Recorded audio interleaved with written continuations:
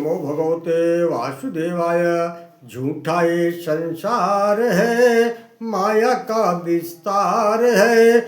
मायापति भगवान को बारंबार प्रणाम है।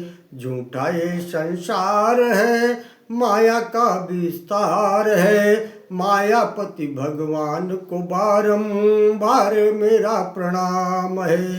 5 मसाले से जिसने इस पिंजड़े को तैयार किया, तरह तरह की मशीनरी इस पिंजड़े में है लगा दिया।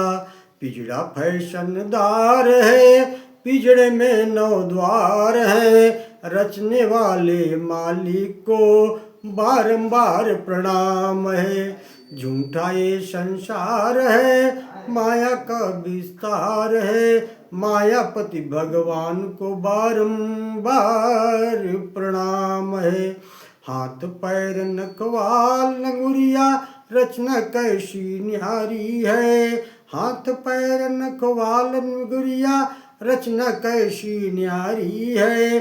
आँख कान मुँह दांत सब सांचे में ढाली है। कैसा चमत्कार है, लीला परम्पार है। रचने वाले ने रच डाली, रचने वाले को रच डाली, बारंबार प्रणाम है।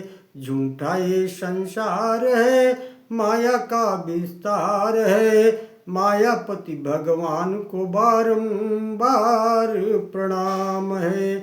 छोटा बड़ा अनेक रंग का, कोई गोरा कोई काला है। कोई किसी से मिलने पर भी सबका ढंग निराला है। कहीं तो मंगलवार है, कोई पड़ा बीमार है। झूठा ये संसार है, माया का विस्तार है। मायापति भगवान को बारंबार प्रणाम है। दिन कर कहे करे कर जोरी, धन धन करतार तू। पशु पक्षी चर अचर जगत में सबका सृजनहार तू। तू ही जगताधार है, महिमा तेरी अपार है। झूठा ये संसार है, माया का विस्तार है। मायापति भगवान को बारंबार प्रणाम है। झूठा ये संसार है, माया का विस्तार है। ओम नमो भगवते वासुदेवाय। ओम नमो भगवते वासुदेवाय। सज्जनों, अब इस अध्याय में भगवान श्री कृष्ण का मथुरा में प्रवेश है और रजक का वध है तथा माली पर उन्होंने कृपा किया है। सीधा चलते हैं कथा की तरफ। पाराशर जी बोले, अक्रूर जी श्री विष्णु भगवान का जल के भीतर स्तवन कर धूप दीप पुष्पाल से पूजन किया। उन्होंने अपने मन को अन्य विषयों से हटाकर उन्हीं में लगा दिया।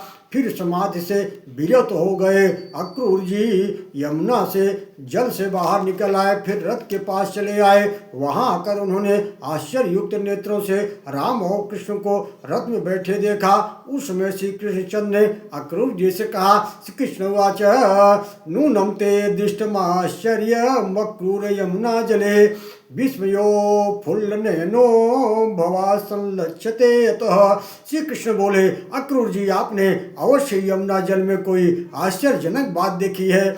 आपके नेत्र आश्चर्यचकित दिख पड़ रहे हैं। अक्रूर जी बोले, अक्रूर उवाच अंतर्जले यदाश्चर्य दृष्टम तत्र ममाच्युत तत्रापि पश्यामि मूर्तिमस्फुरत स्थितम्। अक्रूर जी बोले, हे अच्युत, मैंने यमुना जल में जो देखा है उसे मैं इस समय आप अपने सामने मूर्तिमान देख रहा हूँ। तत्किमेतेन मथुरायां यास्मामो मधुसूदन बिभेमि कंस दिग्जन्म परिपिंडोम जीवनाम। चले, शीघ्र ही मथुरा पहुंचना है। मुझे कंस से बहुत भय लगता है।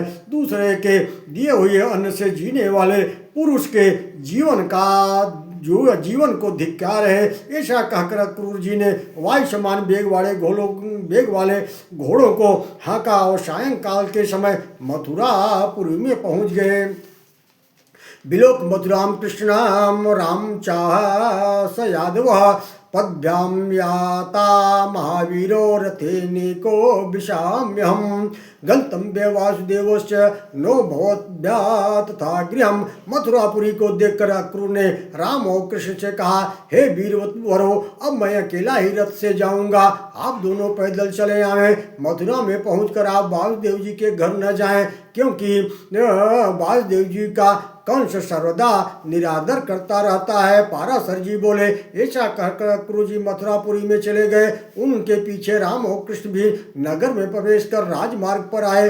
वहां नर नारियों से आनंद पूर्वक वार्तालाप करते हुए मतवाली हाथी के तरुण हाथियों के समान लीला पूर्वक जा रहे थे।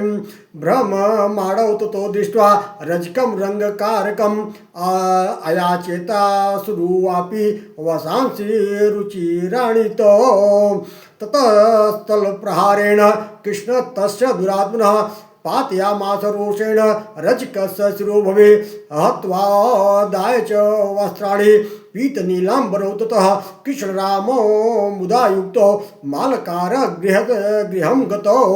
मार्ग में उन्होंने एक वस्त्र रगड़ने वाले रजक को घूमते देखा और रंग बिरंगे सुंदर वस्त्र मांगे।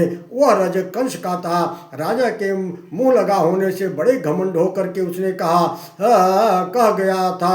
अतः राम और कृष्ण के वस्त्र मांगने पर उसने बड़े जोरों के साथ अनेक दुर्वाक्य कहे थे।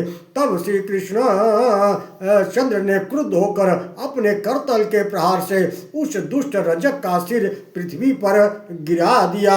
इस प्रकार उसे मारकर राम और कृष्ण ने उसके वस्त्र छीन लिए तथा क्रमशः नील और पित्र वस्त्र धारण कर वे प्रसन्न चित्त से माली के घर गए। ओम नमो भगवते वासुदेवाय।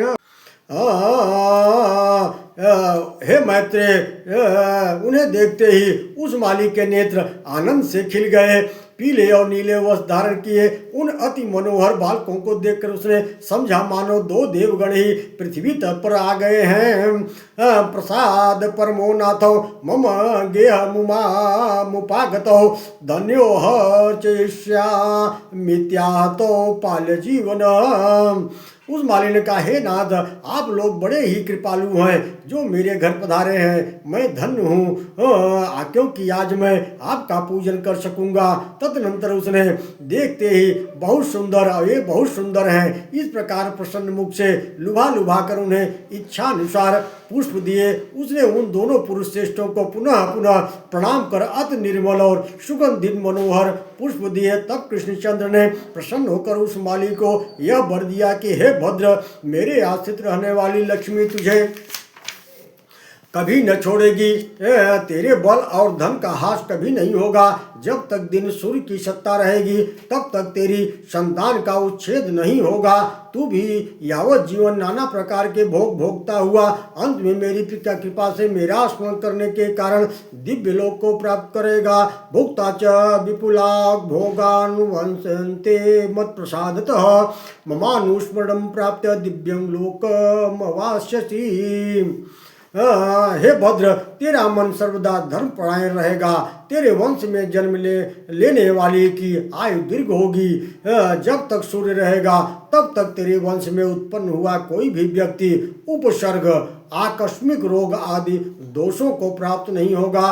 पाराशर जी बोले, हे मुनिश्रेष्ठ, ऐसा कहकर श्री कृष्णचंद्र बलभद्र जी सहित मालाकार से पूजित हो उनके घर से चल दिए। ओम नमो भगवते वासुदेवाय।